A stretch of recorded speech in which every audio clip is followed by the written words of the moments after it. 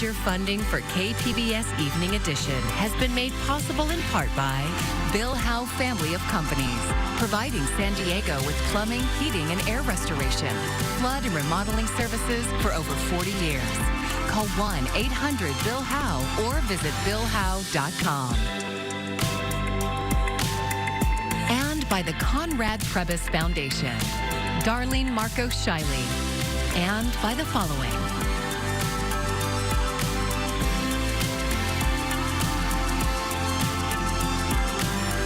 And by viewers like you. Thank you.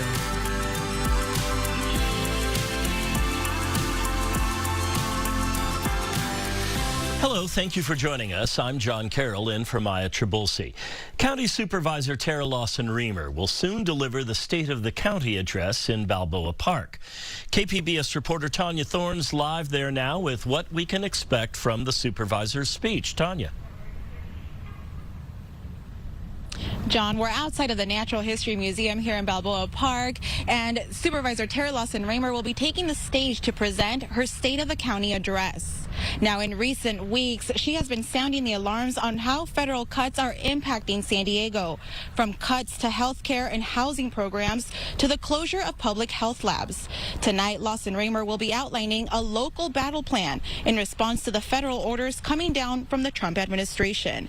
We caught up with the supervisor earlier this week as she was prepping for today.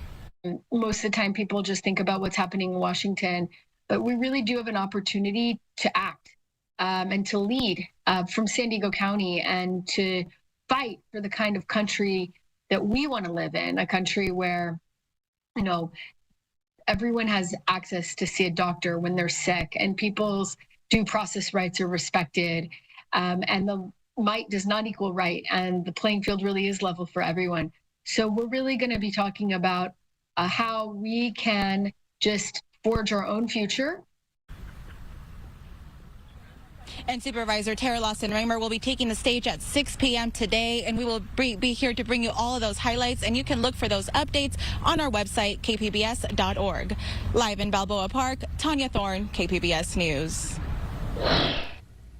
Well, tonight we are going to drop down into the mid-50s and the rain returns. We are going to see some showers overnight. Now, this is going to continue into tomorrow. We're not talking the kind of rain that is significant enough to cause any kind of flash flooding or any kind of mudslides, things like that, but just beneficial rainfall across Southern California. I'll break down exactly what to expect coming up. The Tijuana River is the second most endangered river in the country. That from a report today published by the national environmental advocacy organization American Rivers. The report cites the ongoing cross-border sewage crisis. Imperial Beach leaders are calling for a new local emergency to address the issue. KPBS reporter Melissa May says the resolution will allow the city to send letters to state and federal officials asking for help. At the south end of Saturn Boulevard in Nestor, polluted foam clouds float on top of the Tijuana River. And there's a distinct smell of rotten eggs in the air. That's hydrogen sulfide, a gas produced by sewage. We're tired of the complaining. We're tired of the studying. You know, the pollution is in our air. It's in our water. It's in our soil.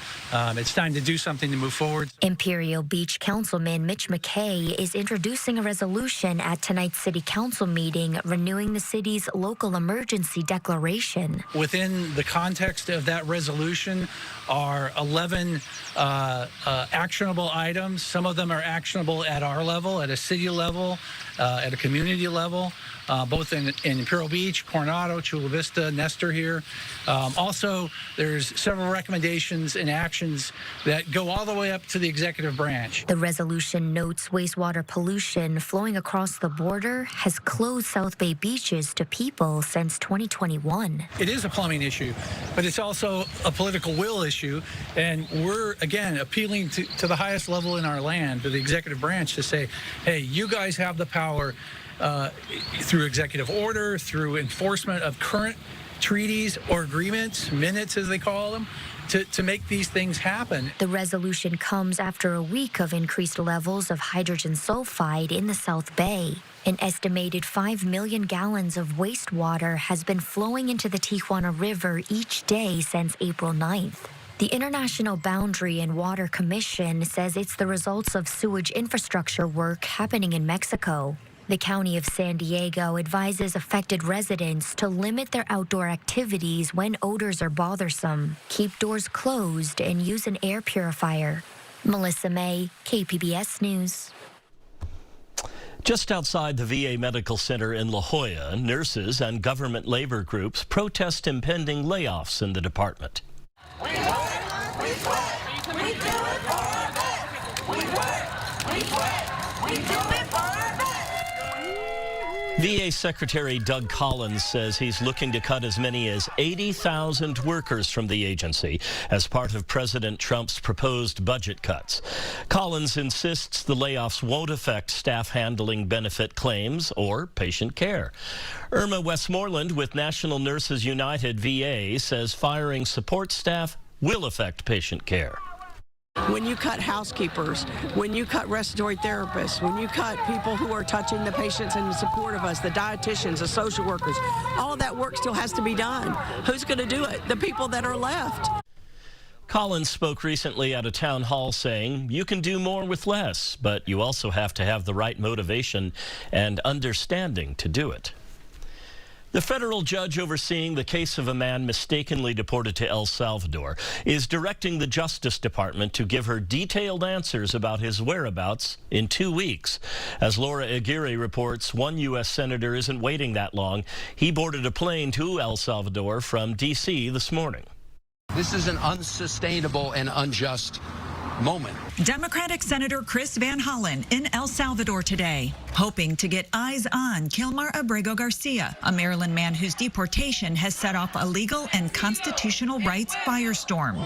His request to the country's vice president went unfulfilled. He said he was not able to make that happen. The senator was also denied a phone call with Abrego Garcia, whose deportation case escalated to the Supreme Court last week, when all 9 justices voted unanimously to uphold a lower federal judge's ruling that the Trump administration worked for Abrego Garcia's return and access to due process. The Supreme Court was clear. They must facilitate his release. It's the use of that word facilitate in the federal judge's ruling upheld by the Supreme Court at the center of the Trump administration's argument to leave Abrego Garcia where he is, suggesting that facilitate means the U.S. won't block his entry if El Salvador decides to release him. President Bukele said he was not sending him back. If he wanted to send him back, we would give him a plane ride back. U.S. officials allege that Abrego Garcia is a member of the MS-13 gang. Abrego Garcia's attorneys dispute that claim. While the judicial fight plays out in the U.S., Senator Van Hollen says his trip today is only the beginning.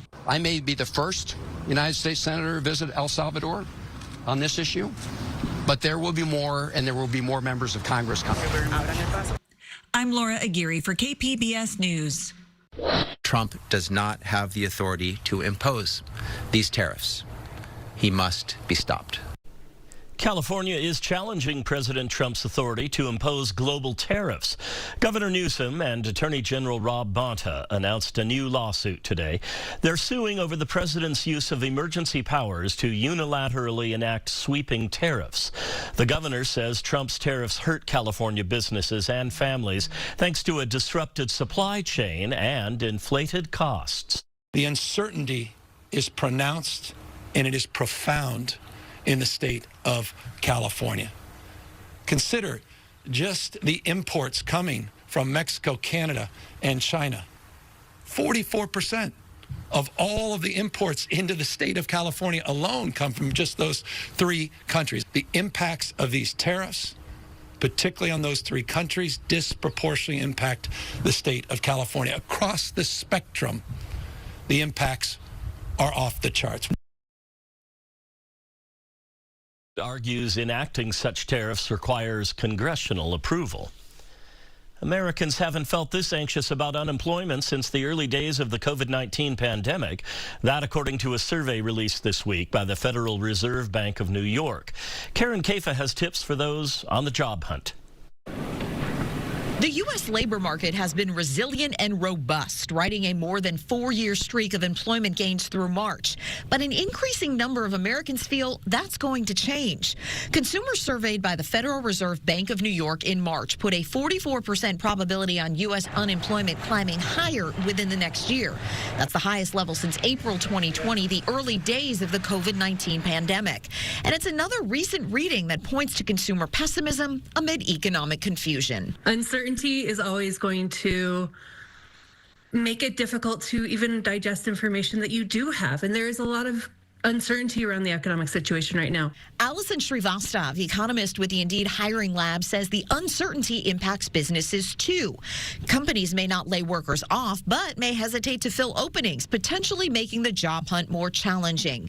Certain sectors, though, are driving forward. Among them, Srivastava says healthcare, legal, and production and manufacturing. There are some bright spots in the economy, but things are a little bit on hold, and it's a little bit shaky when things are on hold. So planning for the future is difficult. And for soon-to-be grads, Srivastava sees entry-level opportunities in in-person sectors like pharmacy, food services, and home health care. That may not be a long-term goal for a lot of graduates. It does allow you to kind of get some experience on your resume until you can kind of figure out what your next steps are. In Washington, I'm Karen Kafa. The city of San Diego has been talking a lot of trash recently. Not insults, but how to pay for trash pickup. For our Why It Matters segment, Voice of San Diego's CEO Scott Lewis explains how we got here.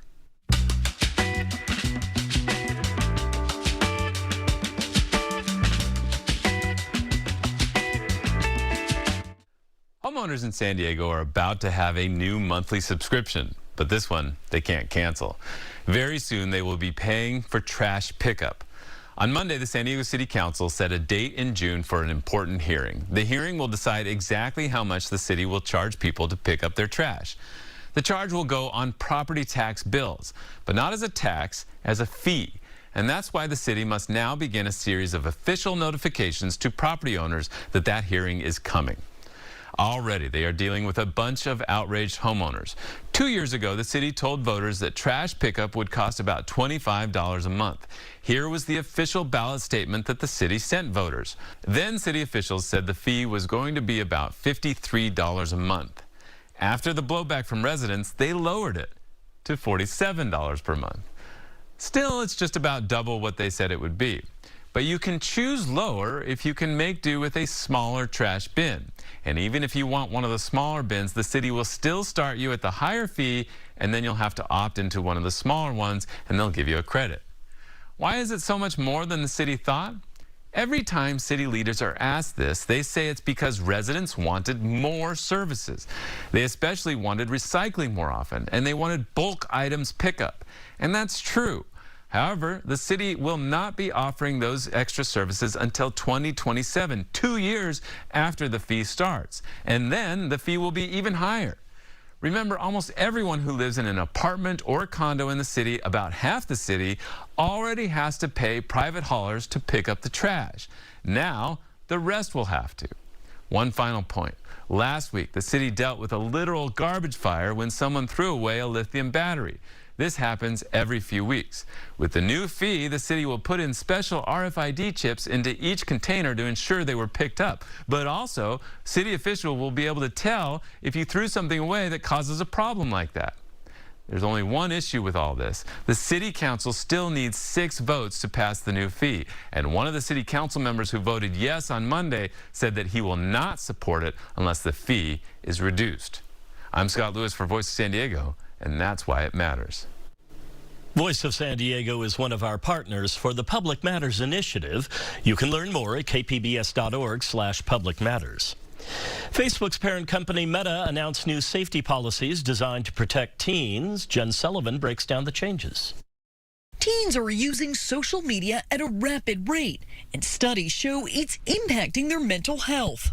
A 2023 Surgeon General advisory found up to 95% of kids ages 13 to 17 reported using a social media platform, a third saying they use it almost constantly. The report also cited a study that adolescents who spend more than 3 hours per day on social media face double the risk for poor mental health outcomes, including symptoms of depression and anxiety. We have to warn parents about what we are seeing. Following this shocking research, Vivek Murthy, who was U.S. Surgeon General under President Joe Biden at the time, pushed for social media to have a Surgeon General's warning, something tobacco products have.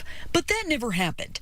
However, social media companies are taking note about the dangers. Meta, the owner of Facebook and Instagram, announcing new safety measures for teen users 1 week before its antitrust trial began. We're enrolling teens across the country in the teen account experience on Facebook and Messenger. Jennifer Hanley is Meta's head of safety policy for North America. She's also a mom to 2 young kids. I'm not dealing with social media yet, but I'm already having conversations about screen time and what going online looks like for me. Meta says teen users were automatically rolled into these new accounts. It allows parents to set limits on how much time they can spend on the apps, the hours their kids can use them, and control the content they follow. They've also launched a website with ways to set up parental controls. We know that they're worried, and we really want to make sure that they have peace of mind about their kids' experiences. For Consumer Watch, I'm Jen Sullivan.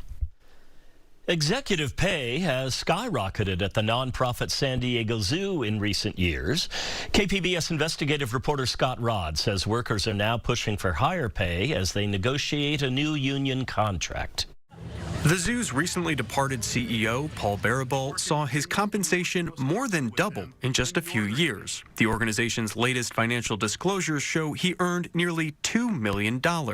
Meanwhile, rank-and-file employees who spoke to KPBS say they're struggling just to make ends meet. They have all the rights to feel angry about this disparity. It's definitely not right. Rong Zhao is an assistant professor at the Silberman School of Social Work at Hunter College in New York. She studies compensation and working conditions at nonprofits.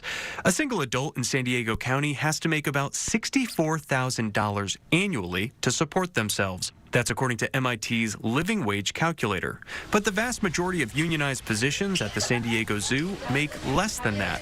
Some far less. KPBS obtained the most recent contract between the zoo and the workers' union. It shows animal food preparers earn about $36,000 per year. Grounds workers make about $42,000, and zookeepers earn about $57,000. To be honest, when I look at the wage table, I was so surprised by how low workers were paid. And those wages have remained fairly stagnant. The union contract shows wages on average increased by less than 2% annually since 2021.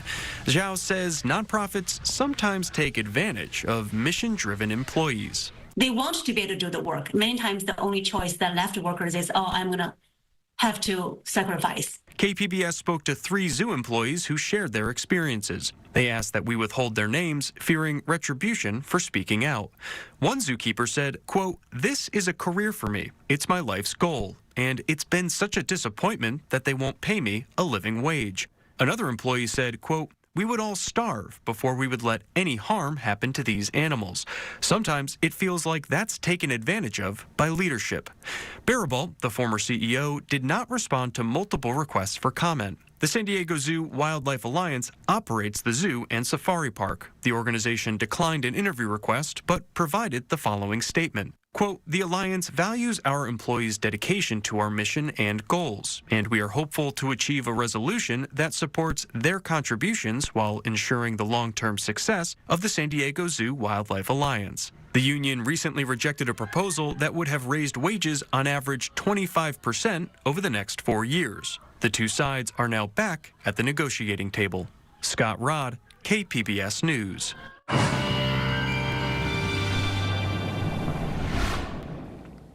Well, we are breaking down that chance of showers, and we do still have a marine layer leading to low clouds and fog, especially along the coast there. Now, as we head towards the weekend, there is a little bit of a warm-up in store for us. So let's break down exactly what to expect, starting with conditions for tonight. Now, we do have the showers along the coast, especially 51 in Oceanside, 56 in San Diego. We have some thicker clouds as we head further into the mountains. Mount Laguna at 39 degrees, 50s for Borrego Springs. As we head into tomorrow, the rain does stick with us. We have more of the sunshine as we head further inland and into our mountain regions here. We're in the upper 60s in Oceanside and San Diego there, 63 in Ramona, down in the mid 40s for Mount Laguna. Now, let's talk about the rain. It is not necessarily a significant rainfall that is going to lead to any kind of flash flooding, mudslides, anything like that. It's really beneficial rainfall that we're looking at. But taking a look at future radar, we're going to see the bulk of this really to the north, but we see some of these showers moving in very early Thursday morning. Continue to play this out and we'll get a couple rounds of this, but you can see the heavier rainfall that is further inland and especially up in some of our higher elevations more to the north. And then as we get into places like Vegas, up towards Cedar City, places like that. But again, beneficial rainfall for us. We'll take what we can get, especially with just kind of how dry this wet season has been. So taking a look at your 5-day outlook for the coast here, we're in the 60s really across the board. But from Friday to Saturday, we do warm up a few degrees. We go from the mid 60s to the upper 60s, and we see the return of that sunshine just in time for the weekend. It's a similar story further inland, but this time we go from the mid 60s, 64 to the low 70s, and we stay there Saturday through Monday. Some clouds still sticking around, but again, the rain will be out of here by then. In our mountain regions, we're going from the 40s to the 50s here, but a similar kind of pattern and similar setup. In our desert regions, we're going from the 70s to the 80s. We even get close to 90 by the time we get back to our Monday. For KPBS News, I'm AccuWeather's Anna Azalian. Hidden San Diego has been helping the curious and the courageous find interesting places around town for more than 15 years. Jessica Johnson takes KPBS Evening Edition anchor Maya Trabulsi to another hidden Balboa Park location where they end up on a hunt for an elusive spice tree.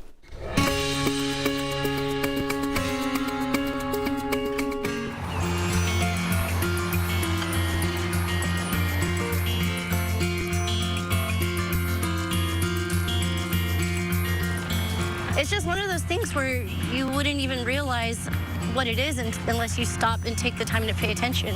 My name is Jessica Johnson. I run the popular brand Hidden San Diego. Hidden San Diego is your go-to website for all hidden, haunted, and amazing spots in San Diego. That's the official sign. And then it says starts here. Well, the 5 flavors walk. The first sign says you start here for signs 1 through 7, 5 flavors walk. Did you know that the flavor of a plant tells you its healing function? I'm sure Balboa Park lovers have probably or possibly walked this many times like I had growing up without really realizing what it is. These are all a lot of really rare medicinal trees from all over the world. And they have plaques explaining what they are. You can learn about a lot of different things that you probably never realized. So this area right here, this is the bitter flavors. Okay. And it's talking about mugwort and coffee bean. The fringe tree bark, which was that. Taste tells you to use the herb in small amounts, is astringent and tightens tissues, stimulates immune function, production of stomach acids and enzymes, detoxification by the liver and colon. That's bitter. Although I do think it's funny because they also have poisonous plants like the lantana and the angel trumpet tree, which are definitely, well, maybe they're medicinal, but you don't want to accidentally try them. One man's medicine is another man's poison? Right. How many acres is this? 3.5 acres, over 70 medicinal trees and shrubs. And it's the kind of place that you should keep returning to throughout the year because different things will be fruiting. Different things will be blooming. Do you think this draws a lot of people? Every time I post about it on social media, it always gets a lot of attention. People are really surprised and excited to learn about it. I don't know if it's one of those places that they just stop by once or kind of save it to their notes to know it exists, but I think it should become more popular. I wonder where the cinnamon tree is. I have seen people from all over the world coming here to appreciate. I came here with some of my friends who are from Afghanistan, and they were so excited to see the mulberry bush, which they said was from their hometown. So I like how they're teaching us that food is medicine, because I feel like we've really gotten detached from that. With all the processed foods, everyone's getting so sick all the time, diseases are on the rise, but really, if we go back to the basics of working with the whole food, the whole plant, and realizing that it is medicine, I think we would all be a lot healthier. I'm looking for that cinnamon tree. I know I've seen it. I would not have written about it otherwise. Oh, here's a pecan tree. And nasturtiums growing below, which make a great pesto. You don't usually see people around here, but you'll hear birds chirping. We have rosemary, cinnamon. There it is. So this to me was one of the more exciting ones, to see a cinnamon tree, because I'd never seen one before. And it's exciting to realize that we can grow that out here, first of all. I like that they educate us on what it's used for historically and medicinally. When you have such a diversity of plants, it's going to attract a diversity of animals. So there could be birds that come here that wouldn't usually come to this area. Those who love hiking have probably come across stinging nettle. It's a really vicious plant. If you touch it, it's got needles, very painful. But if you dissolve it in boiling water, or if you boil it in water, the needles dissolve within seconds, and then it makes a great tea, really good in soups, very high in minerals. It's medicine. So this is ginkgo biloba, which is the oldest living tree species. It's an ancient tree. And here it is right here. So it's great for improving circulation to the brain, and it helps improve your memory. It's very special to connect with plants. So I always feel really happy when I come here.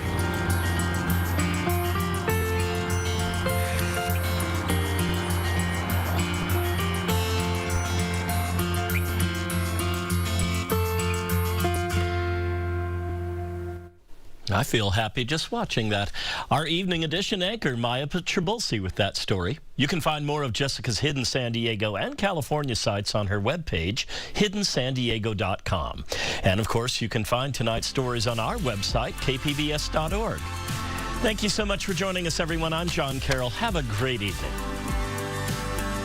Major funding for KPBS Evening Edition has been made possible in part by Bill Howe Family of Companies, providing San Diego with plumbing, heating, and air restoration, flood and remodeling services for over 40 years. Call 1-800-BILL-HOWE or visit BillHowe.com. And by the Conrad Prebys Foundation, Darlene Marcos Shiley, and by the following: